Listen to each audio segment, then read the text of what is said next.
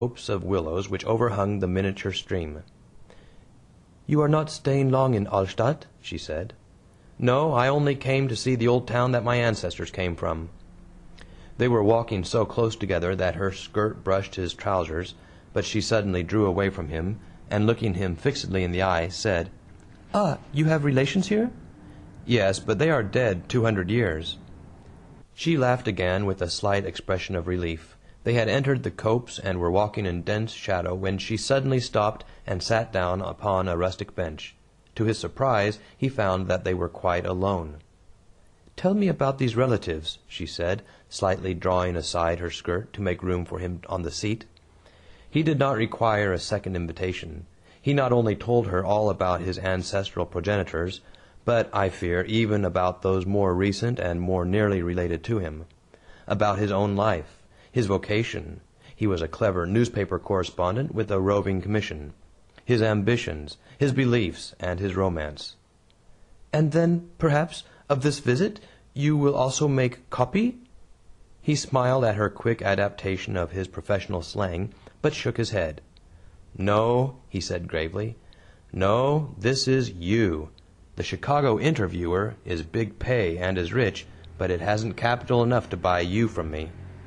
He gently slid his hand toward hers and slipped his fingers softly around it. She made a slight movement of withdrawal, but even then, as if in forgetfulness or indifference, permitted her hand to rest unresponsively in his. It was scarcely an encouragement to gallantry, neither was it a rejection of an unconscious familiarity. "But you haven't told me about yourself," he said. "Oh, I?" she returned, with her first approach to coquetry in a laugh and sidelong glance. "Of what importance is that to you? Is it the Grand Duchess and Her Highness, the Princess, that you Americans seek to know? I am what I am, as you see." "You bet," said Hoffman with charming decision. "I what?" "You are, you know, and that's good enough for me. But I don't even know your name." She laughed again, and after a pause said, "Elsbeth." "But I couldn't call you by your first name on our first meeting, you know." "Then you Americans are really so formal, eh?" she said slyly, looking at her imprisoned hand. "Well, yes," returned Hoffman, disengaging it. "I suppose we are respectful, or mean to be. But whom am I to inquire for, to write to?" "You are neither to write nor inquire." "What?" She had moved in her seat so as to half face him, with eyes in which curiosity, mischief, and a certain seriousness alternated, but for the first time seemed conscious of his hand, and accented her words with a slight pressure. "You are to return to your hotel presently, and say to your landlord, 'Pack up my luggage. I have finished with this old town and my ancestors and the Grand Duke, whom I do not care to see, and I shall leave Alstadt tomorrow.'" "Thank you. I don't catch on." "Of what necessity should you? I have said it. That should be enough for a chivalrous American like you." She again significantly looked down at her hand. "If you mean that you know the extent of the favor you ask me, I can say no more," he said seriously. "But give me some reason for it." "Ah, so," she said, with a slight shrug of her shoulders. "Then I must tell you. You say you do not know the Grand Duke and Duchess. Well, they know you. The day before yesterday you were wandering in the park, as you admit. You say, also, you got through the hedge and interrupted some ceremony. That ceremony was not a court function, Mr. Hoffman, but something equally sacred, the photographing of the ducal family before the Schloss. You say that you instantly withdrew, but after the photograph was taken, the plate revealed a stranger standing actually by the side of the Princess Alexandrine, and even taking the pas of the Grand Duke himself. That stranger was you." "And the picture was spoiled," said the American, with a quiet laugh.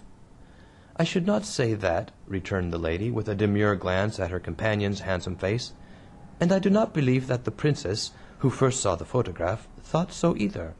But she is very young and wilful, and has the reputation of being very indiscreet, and unfortunately she begged the photographer not to destroy the plate, but to give it to her, and to say nothing about it, except that the plate was defective, and to take another. Still, it would have ended there if her curiosity had not led her to confide a description of the stranger to the police inspector, with the result you know." Then I am expected to leave town because I accidentally stumbled into a family group that was being photographed? Because a certain princess was indiscreet enough to show her curiosity about you, corrected the fair stranger. But look here, I'll apologize to the princess, and offer to pay for the plate. Then you do want to see the princess? Said the young girl, smiling. You are like the others. Bother the princess, I want to see you, and I don't see how they can prevent it if I choose to remain. Very easily. You will find that there is something wrong with your passport, and you will be sent on to Pumpernickel for examination. You will unwittingly transgress some of the laws of the town, and be ordered to leave it.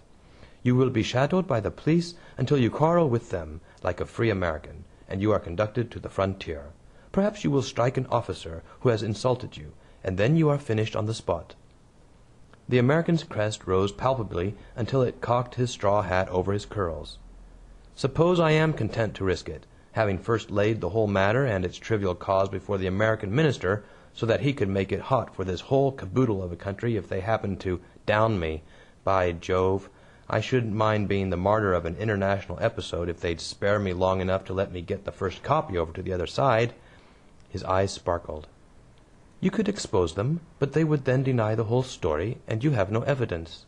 They would demand to know your informant, and I should be disgraced, and the princess, who is already talked about, made a subject of a scandal. But no matter. It is right that an American's independence shall not be interfered with. She raised the hem of her handkerchief to her blue eyes, and slightly turned her head aside. Hoffman gently drew the handkerchief away, and in so doing possessed himself of her other hand. "Look here, Miss Elsbeth, you know I wouldn't give you away, whatever happened. But couldn't I get hold of that photographer? I saw him. He wanted me to sit to him, and make him tell me." "He wanted you to sit to him?" she said hurriedly. "And did you?" "No," he replied. "He was a little too fresh and previous, though I thought he fancied some resemblance in me to somebody else." "Ah!" She said something to herself in German, which he did not understand, and then added aloud, "You did well. He is the bad man, this photographer. Promise me you shall not sit for him." "How can I if I'm fired out of the place like this?" he added ruefully. "But I'd like to make him give himself away to me somehow." "He will not, and if he did, he would deny it afterward. Do not go near him nor see him. Be careful that he does not photograph you with his instantaneous instrument when you are passing. Now you must go. I must see the princess." "Let me go too. I will explain it to her," said Hoffman. She stopped, looked at him keenly, and attempted to withdraw her hands. "Ah, then it is so! It is the princess you wish to see. You are curious. You, too. You wish to see this lady who is interested in you. I ought to have known it. You are all alike." He met her gaze with laughing frankness, accepting her outburst as a charming feminine weakness, half jealousy, half coquetry, but restrained her hands. "Nonsense," he said. "I wish to see her that I may have the right to see you, that you shall not lose your place here through me, that I may come again." "You must never come here again." "Then you must come where I am. We will meet somewhere when you have an afternoon off. You shall show me the town, the houses of my ancestors, their tombs, possibly, if the Grand Duke rampages, the probable site of my own." She looked into his laughing eyes with her clear, steadfast, gravely questioning blue ones. "Do not you Americans know that it is not the fashion here in Germany for the young men and the young women to walk together unless they are verlobt?" "Fair which?" "Engaged." She nodded her head thrice, viciously, decidedly, mischievously. "So much the better." "Ach Gott!" She made a gesture of hopelessness at his incorrigibility, and again attempted to withdraw her hands. "I must go now." "Well, then, good-bye." It was easy to draw her closer by simply lowering her still captive hands. Then he suddenly kissed her coldly startled lips, and instantly released her. She as instantly vanished. "Elsbeth!" he called quickly. "Elsbeth!" Her now really frightened face reappeared with a heightened color from the dense foliage, quite to his astonishment. "Hush!" she said, with her finger on her lips. "Are you mad?" "I only wanted to remind you to square me with the princess," he laughed, as her head disappeared. He strolled back toward the gate. Scarcely had he quitted the shrubbery before the same chasseur made his appearance with precisely the same salute, and keeping exactly the same distance, accompanied him to the gate. At the corner of the street he hailed a droshky and was driven to